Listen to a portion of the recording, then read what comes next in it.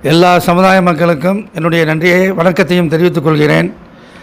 இந்த ஒன்றியம் என்பது நாங்கள் பல வருடங்களாக நாங்கள் போராடி கேட்டுக்கொண்டிருக்கின்றோம்.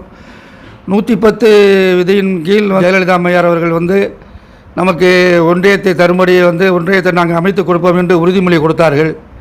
ஆனால் அது நிறைவேறவில்லை. தற்பொழுது திமுக அரசு நம்ம ஸ்டாலின் அவர்களும் ராஜா கண்ணப்பன் ஐயா அவர்களும் ஒன்றியத்தை அமைத்தே தீர்வோம் என்று சிக்கலுக்கு தீர்வோம் என்று உறுதிமொழி கொடுத்தார்.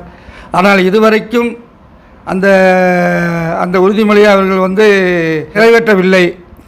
நாங்களும் பலமுறை போராடி பலமுறையும் போராடி எல்லாம் செஞ்சோம், ஒன்றும் நடக்கவில்லை.